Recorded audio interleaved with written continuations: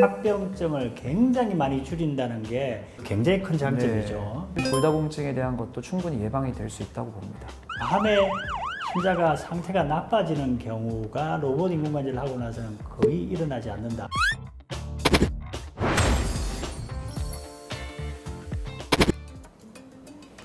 시청자 여러분 안녕하십니까. 지난주에 로봇 고관절 인공관절에 대해서 설명을 드리는데 오늘도 우리 미남 김태현 원장 또 모시고 지난주에 이어서 계속 로봇 고관절 인공관절에 대해서 설명을 드리겠습니다. 네, 힘찬병원 정형외과 전문의 김태현입니다. 시청자 여러분 이거 궁금해하는 거죠. 뼈가 약한 사람, 결국 나이가 많이 들어가면 뼈가 약할 수밖에 없는데 그러면 고관절 인공관절도 뭔가 불안하고 문제가 생기지 않을까 생각하는 분들이 있습니다.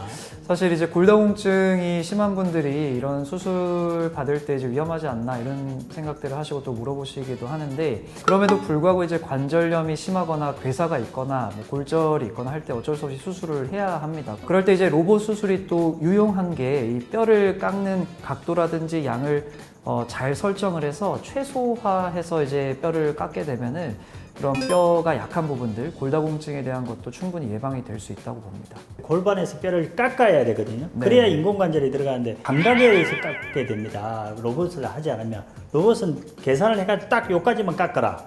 그렇게 나오는 거니까 골절이 일어나는 경우는 거의 일어나지 않는다. 합병증을 굉장히 많이 줄인다는 게 굉장히 큰 장점이죠. 로봇 인공관절의 무릎을 만 케이스 이상 있지 않습니까? 의사를 위해서도 로봇 인공관절이 필요하다. 왜? 출혈량도 굉장히 적고 수술을 꼭 필요한 것만 탁탁 하기 때문에 정확도 면에도 그렇고 밤에 환자가 상태가 나빠지는 경우가 로봇 인공관절을 하고 나서는 거의 일어나지 않는다. 그러니까 믿고 할 수 있다는 이야기입니다. 인공관절 수술 후에 모형이 되겠는데, 보시면 이제 두 군데로 나눌 수가 있겠죠. 골반 쪽하고 대퇴골 쪽 이렇게 있고요. 이 두 개가 만나는 부위를 이제 고관절이라고 하고요. 관절염이 있거나 괴사가 있거나 이제 골절이 있을 때 인공관절 수술을 하게 됩니다.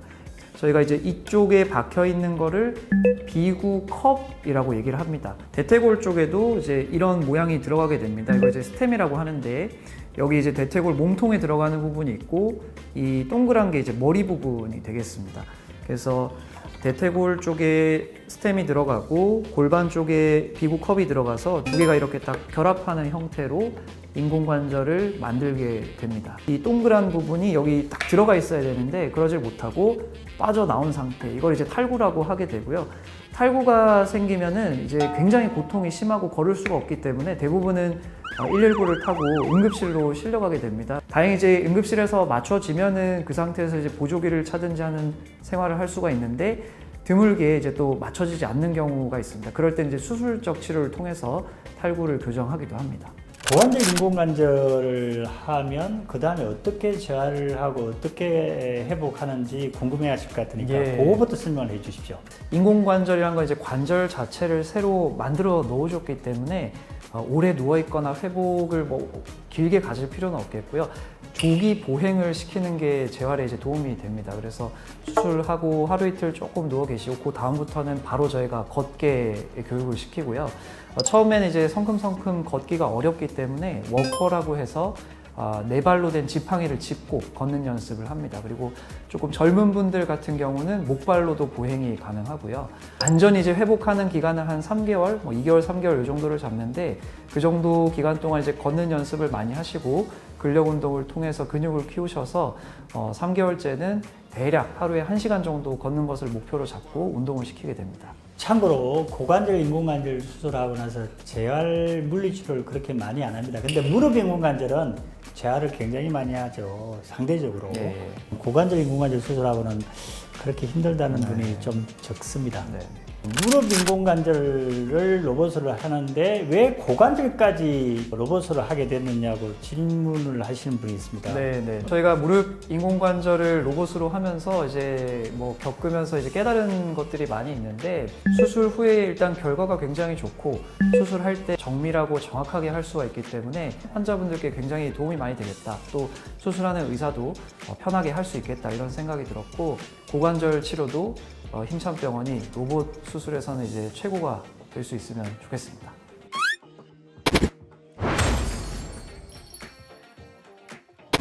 고관절, 로봇 인공관절을 설명하다 보니까 두 번에 걸쳐서 유튜브 방송을 하게 되었습니다. 여러분의 관심과 구독이 저희들한테 도움이 됩니다. 다음 시간까지 기다려 주시고 또 유익한 정보 가지고 오겠습니다. 안녕히 계십시오.